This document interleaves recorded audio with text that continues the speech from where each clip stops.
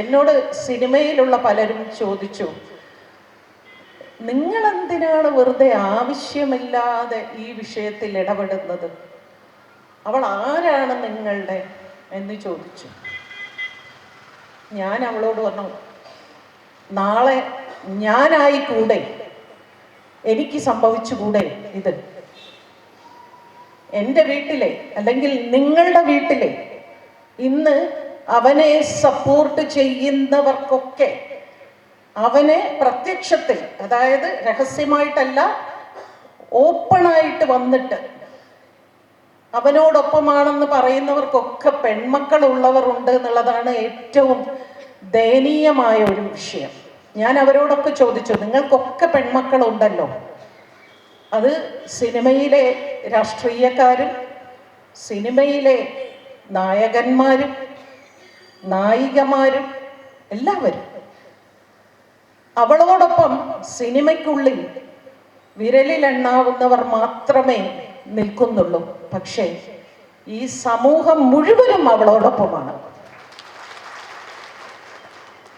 ഇന്ന് കേരളത്തിൽ ഞാൻ ദിവസവും അവൾക്ക് ഓരോരുത്തരും കേരളത്തിൽ അങ്ങേയറ്റം മുതൽ ഇങ്ങേയറ്റം വരെ അവളോടൊപ്പം എന്ന് പോരാട്ടം നടത്തിക്കൊണ്ടേയിരിക്കുന്ന ഓരോ പോസ്റ്റുകളും ഞാൻ അവൾക്ക് അയച്ചു കൊടുത്തുകൊണ്ടേയിരിക്കുക. കാരണം അവൾക്ക് ധൈര്യം കൊടുക്കുക എന്നുള്ളത് നമ്മളുടെ എല്ലാവരുടെയും ആവശ്യമാണ്. അതൊരു പ്രശസ്തയായവളായതുകൊണ്ടല്ല, ഒരു നടി ആയതുകൊണ്ടല്ല. ഇന്ന് അവൾ വിജയിച്ചാൽ നാളെ പല പെൺകുട്ടികൾക്കും അവൾ ഒരു പ്രചോദനമാകും. അവൾ ഈ സമൂഹത്തിന് ഒരു മാതൃകയാകും. ഇനിയും ഇത്തരത്തിലുള്ള അതിജീവിതമാർ നമ്മുടെ നാട്ടിൽ ഉണ്ടാവില്ല എന്ന് നമുക്ക് യാതൊരു ഉറപ്പുമില്ല. ഉണ്ടാകും. പക്ഷെ അങ്ങനെയുള്ളവർക്ക് നീ പോരാടണം, നീ അങ്ങേയറ്റം പോരാടണം. വിജയം പരാജയം എന്നത് അതപ്പുറമാണ്, അത് പിന്നീടാണ്. അതിനേക്കാൾ മുൻപേ ആ വൃത്തികെട്ടവരുടെ മുഖം നീ പുറത്ത് കാണിച്ചു കൊടുക്കണം. നിന്റെ മുഖമല്ല മറക്കേണ്ടത്, അവന്റെ മുഖമാണ് എന്ന് നീ കാണിച്ചു കൊടുക്കുകയാണ് വേണ്ടത് എന്ന് അവൾ പറഞ്ഞുകൊണ്ടേയിരിക്കുക.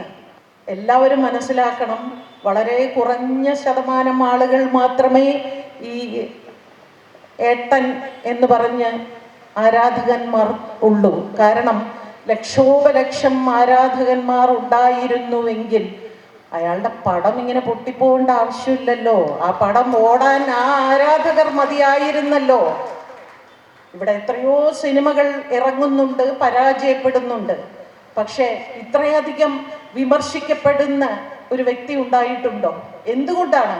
സമൂഹത്തിനറിയാം പടം നല്ലത് ചീത്തത് എന്നതിനപ്പുറം സമൂഹത്തിനറിയാം. അതിൻ്റെ ഏറ്റവും വലിയ ഉദാഹരണമാണ് ബസ്സിൽ ഒരു ചെറിയ കുഞ്ഞ് പറയുന്നത്, 8ാം നമ്പർ ആളിൻ്റെ സിനിമയല്ലേ, എനിക്ക് കാണണ്ട എന്നൊരു കുഞ്ഞാണ് ഈ പറയുന്നത്. അപ്പോൾ അതിനർത്ഥം ഏറ്റവും ഇന്നത്തെ ആ കുട്ടി തലമുറ മുതൽ നല്ല എന്നോളം പ്രായമായവരും എന്നേക്കാൾ പ്രായമായവരും വരെ ഞാൻ വഴിനീളം സഞ്ചരിക്കുമ്പോൾ ഈ ആളുകൾ മുഴുവനും എന്നോട് പറയുന്നത്, അവളോടൊപ്പം നിൽക്കണേ, അവസാനം വരെ അവളോടൊപ്പം നിൽക്കണേ, എന്തൊക്കെ സംഭവിച്ചാലും.